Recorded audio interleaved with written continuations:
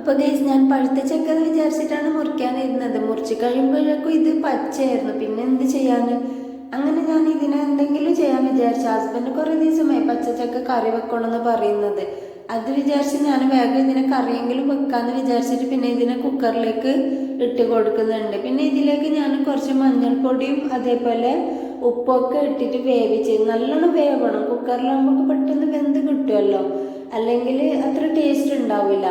എന്നിട്ട് ഇതിലേക്ക് കുറച്ച് വെള്ളം കൂടി ആഡ് ചെയ്യണം. ഇതൊക്കെ ചെയ്തതിന് ശേഷം കുക്കറിന് ഞാൻ സ്റ്റൗവിൽ വെച്ചു. പിന്നെ നല്ലപോലെ വെന്തതിന് ശേഷമാണ് ഇത് ഓഫ് ചെയ്തത്.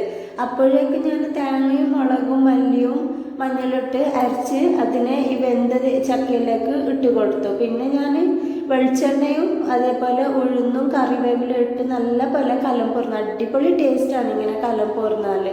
നല്ല ടേസ്റ്റ് ഉണ്ടായിരുന്നു. അടിപൊളി ചക്കക്കറി ആയിരുന്നു.